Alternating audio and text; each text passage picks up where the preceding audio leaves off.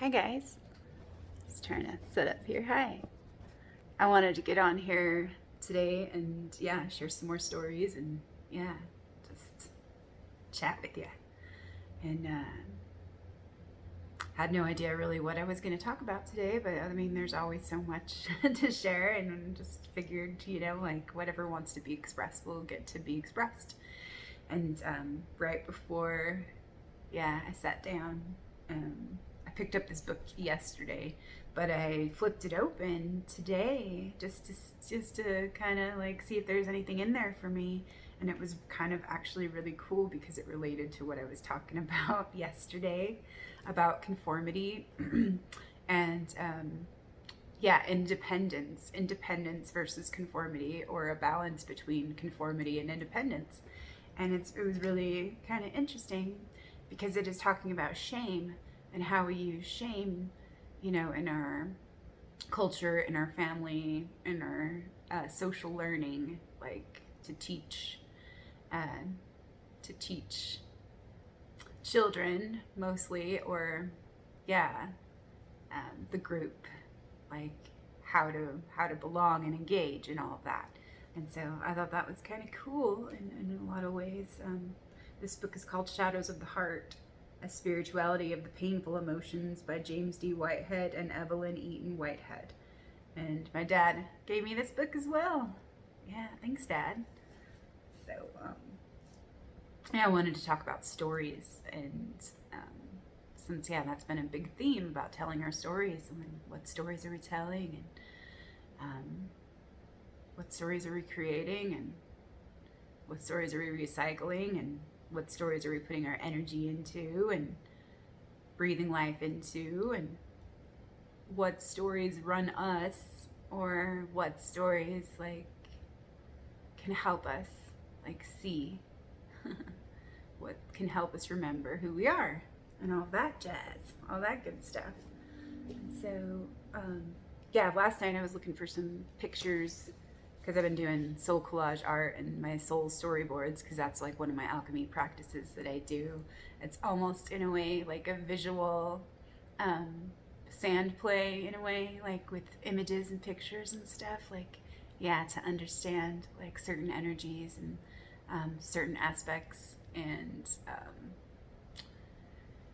how to integrate and how to communicate and navigate like through some of this like, seeming chaos in this sea of unconscious energy, making the darkness conscious in many ways, and illuminating that like through play, through images and play, and receptivity. But I found in this book that I have, it was Through Indian Eyes. It's kind of an older book. It was like a National Geographic special edition kind of a book. I found at a library sale, and I really liked the pictures, and I thought, hey, that'd be interesting. And so I have all these amazing art books to use for like my alchemy stuff, and it's so cool. Like, I love those library sales. So many treasures. And so like this at the beginning of the book, I just kind of tore out this page, and it's talking about stories.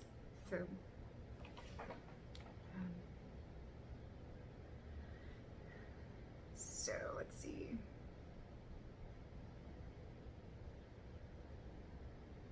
Through Indian Eyes seeks to present American history as it was experienced by the Americans who were here first.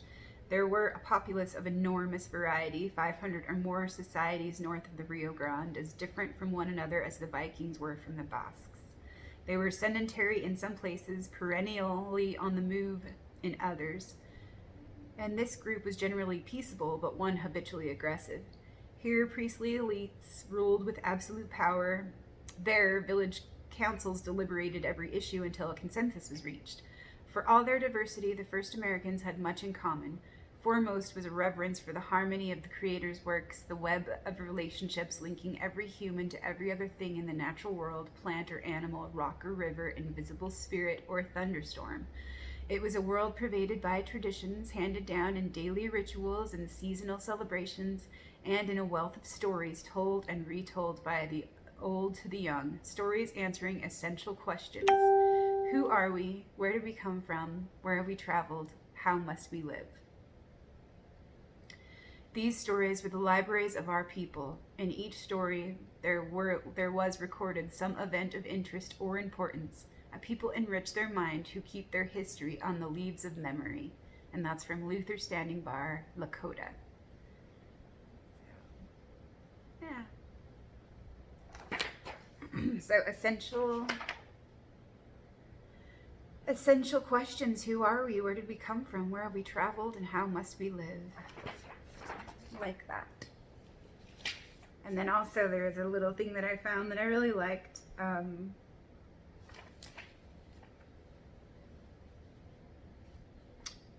All the mountains have their prayers and chants, as have the stars and markings in the sky and on the earth. It is their custom to keep the sky and earth and the day and the night beautiful. The belief is that if this is done, living among the people of the earth will be good. And so,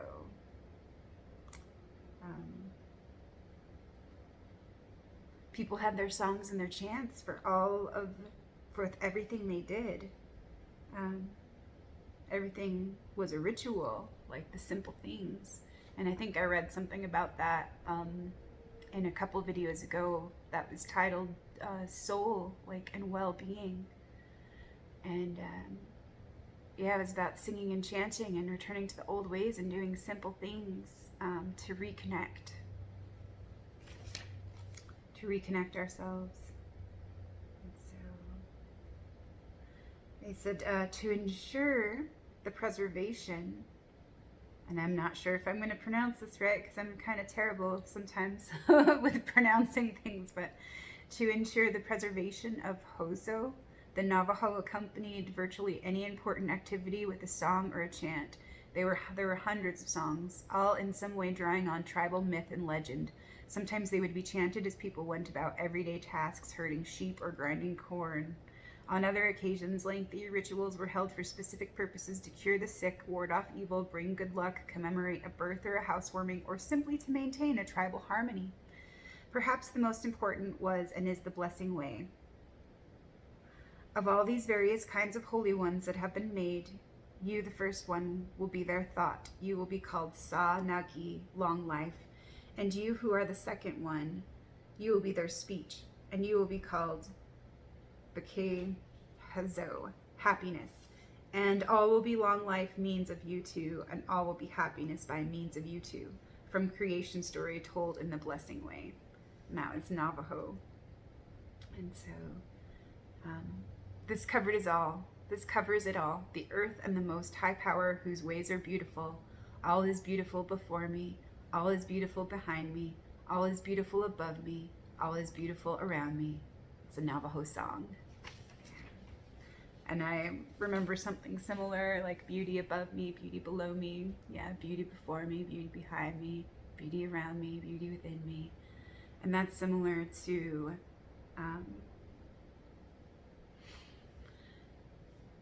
kind of like a Merkaba activation that we can do.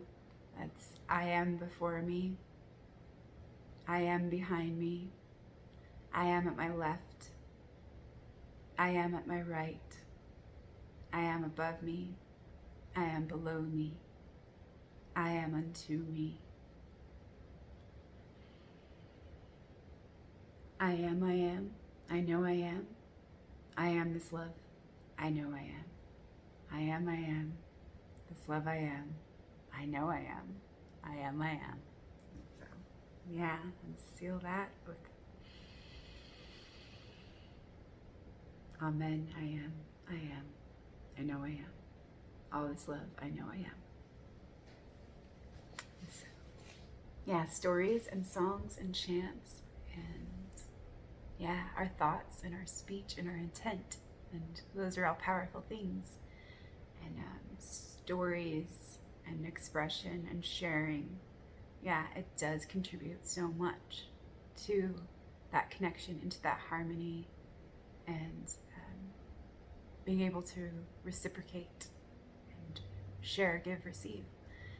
So, yeah, it's awesome. So yeah, what kind of stories should we tell today? what kind of stories want to be told today? What stories can we let go of today? What stories do we get to be with or play with today? So, what stories want to be told? What wants to be told through me? What story does my soul want to share? What story does love want to speak through me? So, I invite love to speak love, truth, and beauty through my being. So,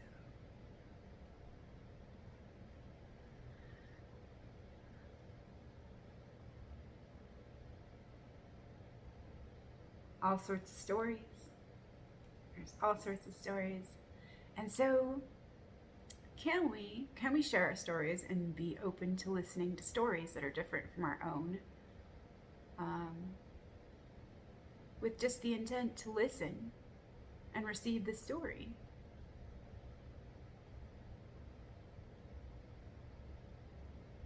And allow the story. And hear the story. Yeah. Can we listen to each other's stories without having to debate or fight or argue with the story? Can we let it be a story? Can we see it as a story? Yeah. And sometimes there's many, many, many, many different versions of the story. So there's that too. Yeah. And then it takes me back to the bones of the story. Yeah. Sometimes stories get changed over time, but they still have the same basic bones of the story, the same essence, the same message or moral of the story can be found in it. Yeah. But sometimes the story is completely gutted and hijacked in certain ways. But the story can still be reconstructed after it's been deconstructed. So, yeah. So what stories are we living? What stories are we embodying? Yeah. What are our favorite stories? And what are the stories that are hard to tell? Probably have a lot of those. Maybe some of those are some of the stories that need to be told most. Or maybe just given back. Yeah. Who knows? But, yeah. So yesterday I was sharing some stories about my rebel and my caregiver, my people pleaser, and my addict and my hedonist. And yeah, there's a few things like, obviously, I mean, there's a lot. There's a lot of gems in those stories. I learned so super much from, those roles I got to play and those experiences I got to have and those stories, yeah, that I got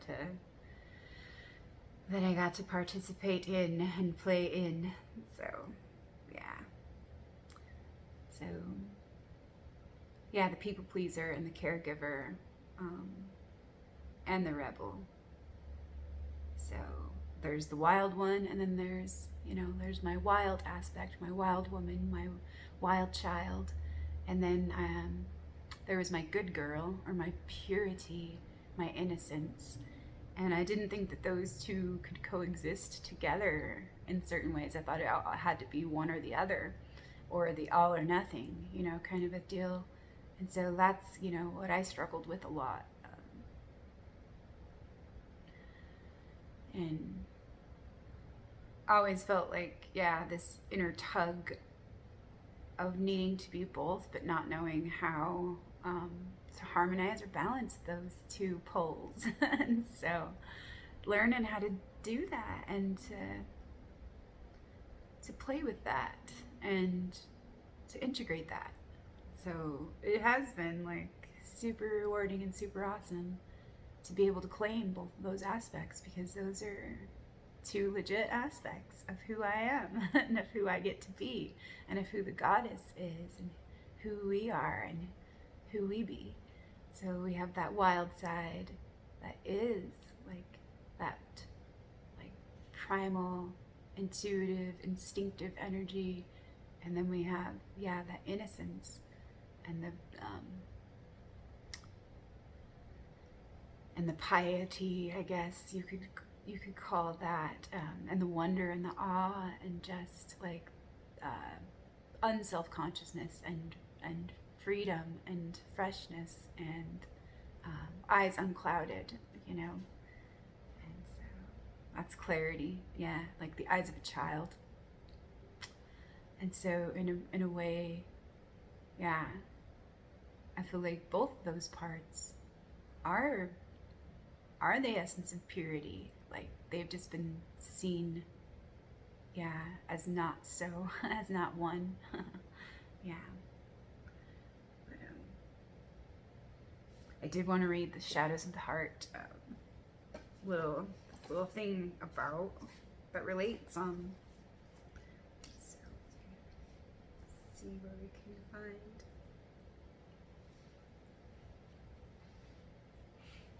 We'll just start from here. This is from chapter Shame and Guilt, the Price of Belonging, and Healthy Shame, Will, and Warrior. So shame is the bad feeling that arises when children realize they have done something that significant people find improper. Even if we did it unknowingly, the parent discovers the child exploring his penis, even if the action was beyond our control, or wetting the bed. What we have done is held against us. The distressing feeling of shame gets our attention. It signals that we have failed in other people's eyes. We have fallen short of their expectations. And these bad feelings provoke a new movement in the child's maturity. The sting of shame confronts the child with the cost of acceptance. This is what you must do to belong. Caught in the tension between belonging and autonomy, the toddler struggles to develop, in the words of psychologist Erik Erikson, a sense of self-control without loss of self-esteem. Without this tension between self-control and social compliance, the child's development is stunted. Without this tension between self-control and social compliance, the child's development is stunted. Only in the struggle do we learn how to resolve inner desires I'll start over. Only in the struggle do we learn how to resolve inner desires with outer demands. Shame acts as an irritant, stimulating us to fight back. And from the resulting conflict, Erikson reminds us, a lasting sense of autonomy and pride may emerge. If the force of shame overwhelms, the child may capitulate and simply conform. If the force of shame overwhelms, the child may capitulate and simply conform. He then sets out on a course to always please, never offend, to fit in perfectly, making his parents proud of him. This shame-bound behavior puts him in lifelong jeopardy. Always alert to what will please others, he abandons interior criteria of what is right for him. In the developmental schema of Erik Erikson, self-doubt swamps autonomy. Personal will, the root of an individual's sense of identity and purpose, fails its first developmental test. But being damaged by shame early can produce the opposite reaction. The child rejects the demands of others and sets out on an overly autonomous journey. Insistent on doing it his way, such a person rejects convention and compromise. Obsessed with independence, the person develops a fierce determination to avoid any external influence. Severely irritated by shame, such a child seeks too much autonomy. Healthy shame directs both conformity and resistance. In the nose of the 2-year-old, we see the first fruits of this stirring of independence. In this perilous season of balancing the yes to our parents' demands and the no of our own will, we begin the journey to self-confidence and self-esteem. Gradually finding the balance between conformity and independence, we come to a sense of our uniqueness, our peculiar identity and calling in life. This personal confidence strengthens us in the face of social pressure and institutional shaming. It provides us with daring to risk new ventures that have not been approved or sanctioned by social authorities. The interior strength of will equips us with the resilience even to fail at such efforts without being too ashamed and without having a particular failing mushroom into a judgment that we are a failure. Shame is a dangerous dynamic in the process of socialization. This powerful emotion, if abused by those who are teaching us how to belong, may destroy our confidence and defeat the development of will. But when it is blended with affection and tolerance in early childhood, shame impels the toddler to craft a balance between belonging and autonomy. Through this important contribution, shame becomes a disguised gift on the journey toward adult maturity. So, that's interesting. So look at that chapter a little bit more, but that was like freaking amazing that that just coincided and yeah, related perfectly with what I was expressing yesterday. Yeah, with my rebelliousness and my will, yeah, for autonomy and independence. Like that's actually like, yeah, what helped me with my self-esteem and with my identity and all of that. But yeah, in a way, things were so oppressive that it was kind of an obsession at times to have that independence, or it was really hard sometimes to be able to accept like even constructive criticism, or maybe just take advice that was given in the spirit of generosity sometimes. Yeah. So it's kind of funny how like those archetypes can like kind of be complexes and stuff too, and run us through like certain programs because of our old beliefs or our old strategies and like our old ways of operating and those kinds of things. So, well, that's kind of cool. So,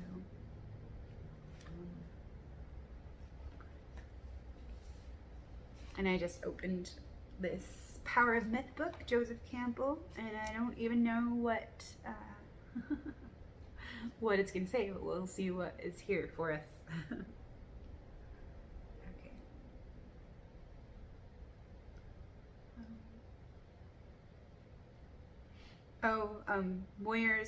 Bill Moyers, this is an interview with Bill Moyers and Joseph Campbell where they did The Power of Myth. It was a PBS series that, oh my gosh, it was like in the 80s, I think, maybe. It's such a good series, and I love Joseph Campbell. He's such I love him. He's such a cute old man and a wise old teacher. And yeah, it just makes me happy and makes me smile just to like listen to him and love him. Ware says, do you think there was such a place as the Garden of Eden? And Campbell says, of course not. The Garden of Eden is a metaphor for that innocence that is innocent of time, innocent of opposites, and that is the prime center out of which consciousness then becomes aware of the changes. Moyers, but if there is in the idea of Eden this innocence, what happens to it? Isn't it shaken, dominated, and corrupted by fear? Campbell, that's it. There is a wonderful story of the deity, of the self, that said, I am. As soon as it said, I am, it was afraid. Moyers, why? Campbell, it was an entity now, in time. Then it thought, what should I be afraid of? I'm the only thing that is. And as soon as it said that, it felt lonesome and wished that there was another. Wished that there were another, and so it felt desire. It swelled, split into two, became male and female, and begot the world. Fear is the first experience of the fetus in the womb. There's a Czechoslovakian psychiatrist, Stanislav Graf, now living in California, who for years treated people with LSD, and he found that some of them re-experienced birth, and in the re-experiencing of that birth, the first stage is that of the fetus in the womb without any sense of I or of being. Then shortly before birth, the rhythm of the uterus begins, and then there's terror. Fear is the first thing that says I. Then comes the horrific stage of getting born, the difficult passage through the birth canal, and then, my God, light. Can you imagine? Isn't it amazing that this repeats just what the myth says? That self said, I am, and immediately felt fear, And then, when it realized it was alone, it felt desire for another and became two. That is the breaking into the world of light and the pairs of opposites. Wow, that was pretty amazing synchronicity there. And so funny because this book, When the Impossible Happens by Stanislav Graf, I had out today to do the same thing and flip open the book to see what was going to happen. So I think it's so funny that he's just mentioned in here, and it goes along with how I began with the I am. I am above me, below me, and to me. And it's just kind of funny where self-doubt keeps coming up as well in certain ways, and remembering that it's a dance too, and the being self-aware or self-conscious, and then the unself-consciousness, and that's so funny, and then the one that are really two. Yeah, the one that wanted to be with someone, with another, yeah. And so it split itself into two. And then it's always wanting to merge or become one again. So that's so funny. So what else does this say? So what does it say about what all of us have in common, that so many of these stories contain similar elements? The forbidden fruit, the woman. For example, these myths, these creation stories contain a thou shalt not. Man and woman rebel against that prohibition and move out on their own. After years and years of reading these things, I'm still overwhelmed at the similarities in cultures that are far, far apart. Campbell. There is a standard folktale motif called the one forbidden thing. Remember Bluebeard, who said to his wife, "Don't open that closet," and then one always disobeys. In the Old Testament story, God points out the one forbidden thing. Now, God must have known very well that man was going to eat the forbidden fruit, but it was by doing that that man became the initiator of his own life. Life really began with the act of disobedience. Oh. Moyers, how do you explain these similarities? Campbell, there are two explanations. One explanation is that the human psyche is essentially the same all over the world. The psyche is the inward experience of the human body, which is essentially the same in all human beings, and with the same organs, the same instincts, the same impulses, the same conflicts, the same fears. Out of this common ground have come what Jung has called the archetypes, which are the common ideas of myths. Moyers, what are archetypes? Campbell, they are elementary ideas, what could be called ground ideas. These ideas Jung spoke of as archetypes of the unconscious. Archetype is the better term because elementary idea suggests headwork. Archetype of the unconscious means it comes from below. The difference between the Jungian archetypes of the unconscious and Freud's complexes is that the archetypes of the unconscious are manifestations of the organs of the body and their powers. Archetypes are biologically grounded, whereas the Freudian unconscious is a collection of repressed traumatic experiences from the individual's lifetime. The Freudian unconscious is a personal unconscious. It is biographical. The Jungian archetypes of the unconscious are biological. The biographical is secondary to that. All over the world and at different times of human history, these archetypes or elementary ideas have appeared in different costumes. The differences in the costumes are the results of environment and historical conditions. It is these differences that the anthropologist is most concerned to identify and compare. Now, there is also a counter theory of diffusion to account for the similarity of myths. For instance, the art of tilling the soil goes forth from the area in which it was first developed, and along with it goes a mythology that has to do with fertilizing the earth, with planting and bringing up the food plants.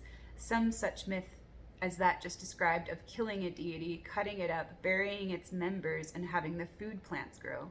Such a myth will accompany an agricultural or planting tradition, but you won't find it in a hunting culture. So there are historical as well as psychological aspects of this problem of the similarity of myths. Moyers, human beings subscribe to one or more of these stories of creation. What do you think we are looking for when we subscribe to one of these myths? Campbell, I think that what we are looking for is a way of experiencing the world that will open to us the transcendent that informs it, and at the same time forms ourselves within it. That is what people want. That is what the soul asks for. Moyers, you mean we are looking for some accord with the mystery that informs all things? What you call that vast ground of silence which we all share? Campbell, yes, but not only to find it, but to find it actually in our environment, in our world, to recognize it, to have some kind of instruction that will enable us to experience the divine presence.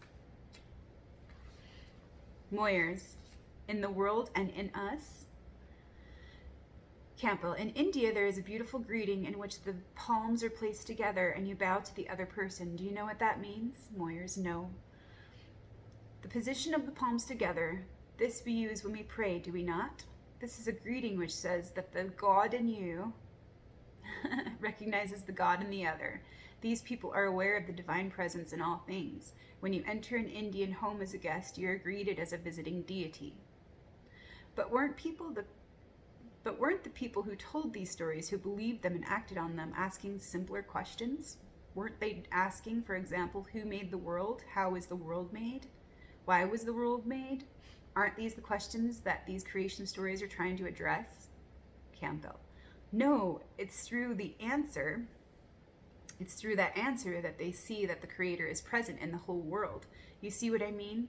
The story from the Upanishads that we have just read, I see that I am this creation, says the God. When you see that God is the creation and that you are a creature, you realize that God is within you and in the man or woman with whom you are talking as well. So there is the realization of two aspects of the one divinity. There is a basic mythological motif that originally all was one, and then there was the separation, heaven and earth, male and female, and so forth. How did we lose touch with the unity? One thing you can say is that the separation was somebody's fault. They ate the wrong fruit, or they said the wrong words to God so that he got angry and then went away. So now the eternal is somehow away from us, and we have to find some way to get back in touch with it.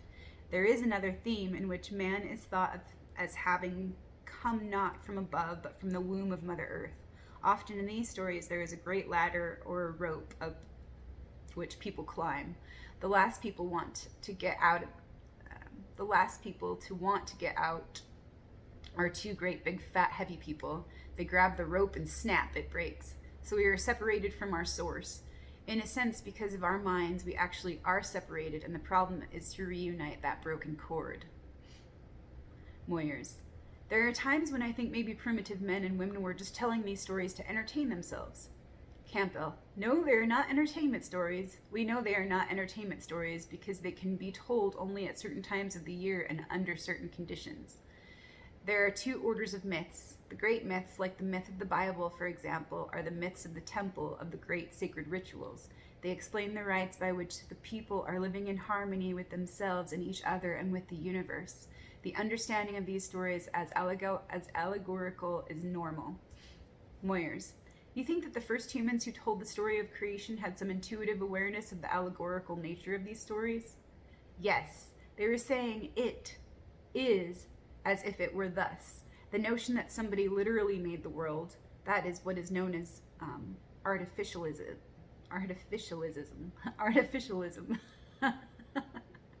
It is the child's way of thinking the table is made, so somebody made the table. The world is here, so somebody must have made it.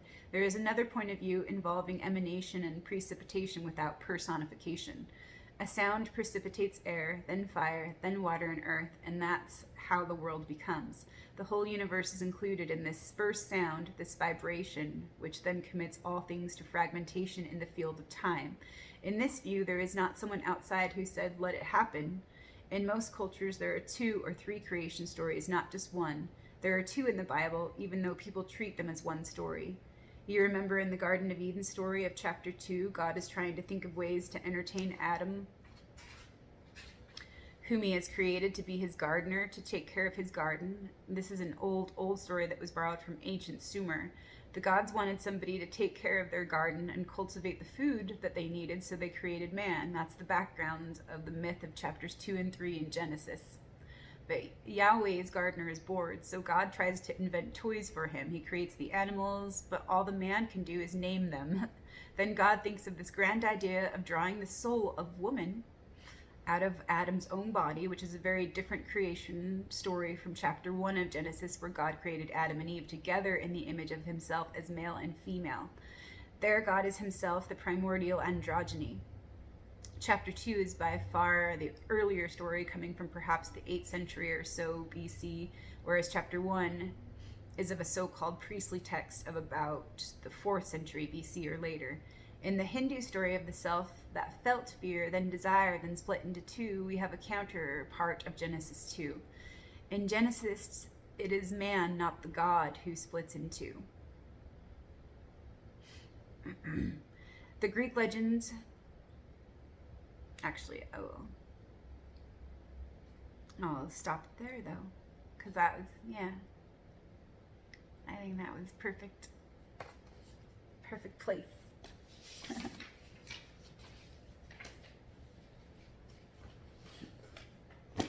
So funny. I'm gonna have to look deeper into those things and those themes and those synchronicities and those stories. Yeah, because there's something in there for me. I hope you enjoyed it too. Yeah, that was pretty awesome. And it just, there's so much in there that just related to what I've been working with and playing with and expressing with what I shared yesterday. And so it's so freaking awesome. I can't even, like, I was able to spot a few things right away, but I'm sure, like, yeah, there's so many more things that relate, and it's so awesome when it happens like that. Like, there are no accidents, and it's kind of so funny, the winks that we get when we're looking at something and we're inviting it into our field. Yeah. And so what are we inviting? What are we inviting into our field? Or what fields are we inviting into into our own field? It's kind of funny too. And goes perfect too with the garden, because I have this board over here that I made, and I just randomly brought it over before I sat down, because I thought, okay, this is maybe what wants to be shared today, and we'll see if we do. But it's so funny. It's a little poem that I wrote, like, just for fun. There is a little contest for this little Red Butte garden that's near where I live, and they were doing like a spring poem contest, or a poetry contest last year, and it had to be like under a certain amount of lines, and so that's always challenging for me to condense things and keep them concise, because I just want to keep going and going and going sometimes, especially with what I write. Like, this is funny, but like, this was a challenging little poem, but I did it for fun. Like, but it was really hard for me to keep it short. But it's called The Garden. And oh, little flower, perfect archetypal image, a miracle, new life, a gift and a vision. New life rising through winter's cold sleep and death's quiet slumber, conceiving new dreams. Oh, little flower, lift up thy head, stretch and awaken to dream life again. Feel all this love through the gardener's hands, as she nurtures and cares to intend and attend. Cleaning debris and old growth from your bed, to stretch and awaken, pick up the gold thread. This mess is our garden, 'tis our love to pardon, to nourish the garden, let go and bloom. Let go and bloom into you. Yeah. So, and that's great. Like, and we are the gardens, and we are the gardeners. Yeah. And God is, yeah, our co-gardener, of course, too. And Goddess is the garden as well. Yeah. All our resources.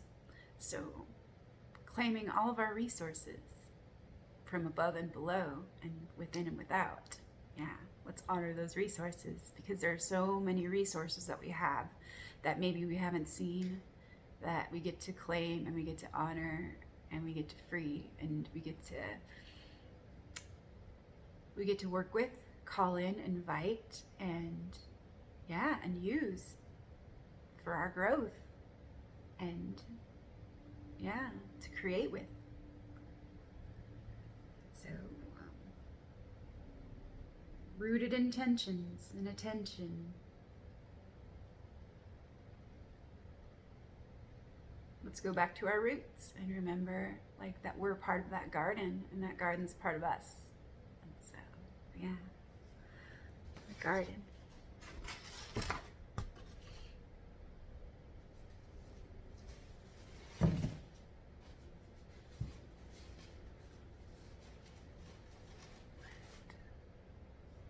this is just something, a little thing on the back of it that I wrote for fun. I think it was last year or 2 years ago. It's Manifestation 101. So we are the creators and artists of our lives. We are the art. We are the artwork in progress, simultaneously a work in progress and a masterpiece. We have all we need to create a whole new dream, embrace and receive.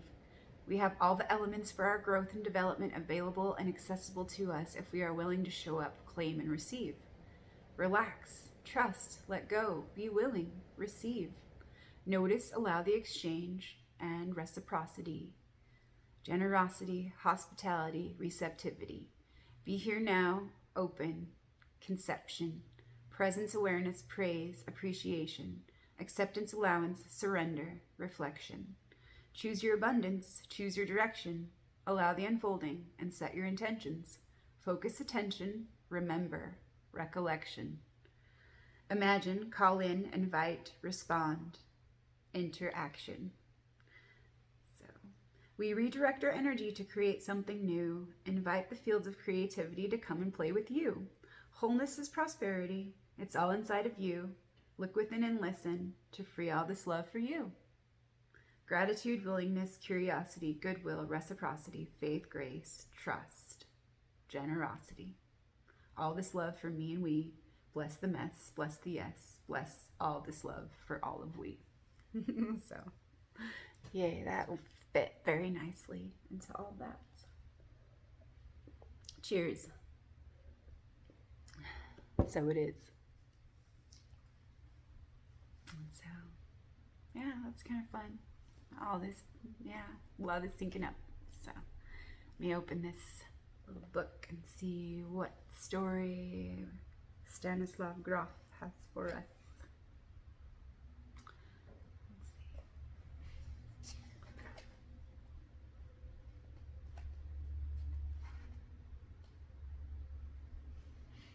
Oh, that's interesting.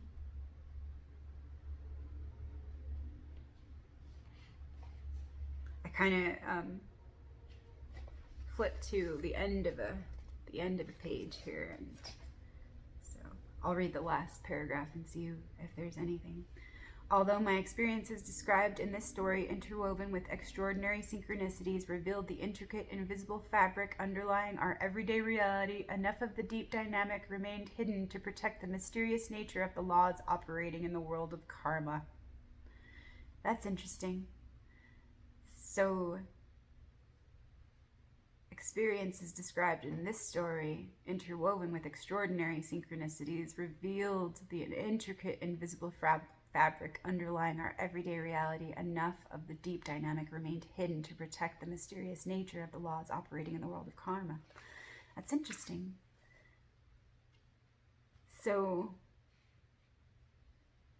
what I'm getting from that is that, like, yeah, it's like trust in the great mystery and embrace the mystery of it, but also have faith and know that we're connected to everything.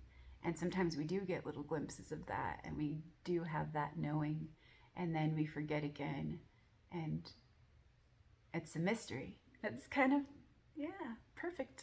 It's kind of funny in a lot of ways. Yeah. Oh, I could do this all day. It's so fun. So, well, I hope that, yeah, brightens your day and inspires your day and then enlivens your day. Yeah, because it just did for me. And so, yeah, there's a lot more stories to tell and to share. And I really like this book, When the Impossible Happens, and Stanislav Grof.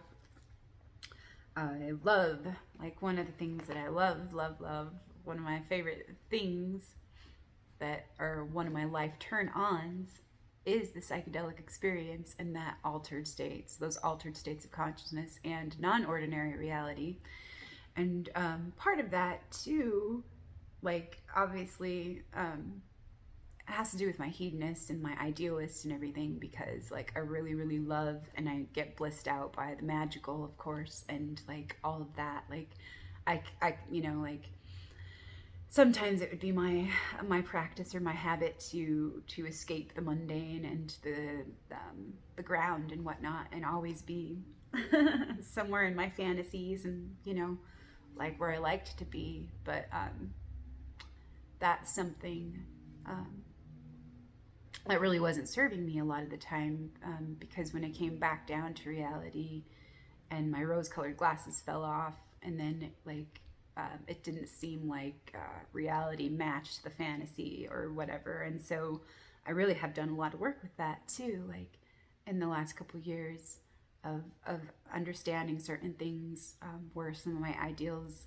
got in the way of having intimacy in my relationships, or cultivating that intimacy in my relationships, because I thought like already my relationship's supposed to be over here, but it's down here, and like I want it to be here. And so it was kind of like resistance to where it actually was, and it was perfect where it was supposed to be. But because of like the expectation that I had for it to be like a masterpiece and not a work in progress, like that kind of yeah, had its own lessons for me that in those ways. And yeah, kind of expectations that I had for myself too, in a lot of different ways, where I wouldn't allow myself to make mistakes. I'm my perfectionist, so that's related to my saboteur and also to my fraud, like not like following through, or not answering the call that like that my soul was sending out for me, because of being afraid of making mistakes and not doing it right or doing it wrong. And yeah, it's kind of funny how we can trip ourselves up or get in our own way because of our ideals, or because of how it's supposed to be, or how it should be, or how we should be, or how life should be, or how the other needs to be, for it to be okay, and those kinds of things.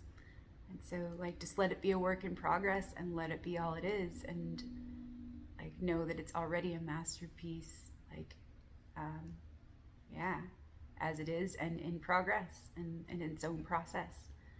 So yeah, that's pretty awesome. And I think, yeah, I'll probably end here with this. And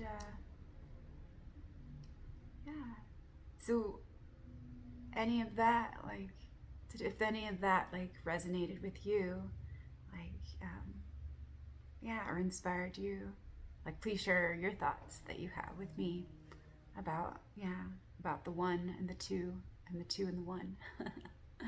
Yeah, and how we get like to work with the above and the below, and how they're both um, part of the same thing, and one and the same. And yeah, just the other side, like two sides of the same coin.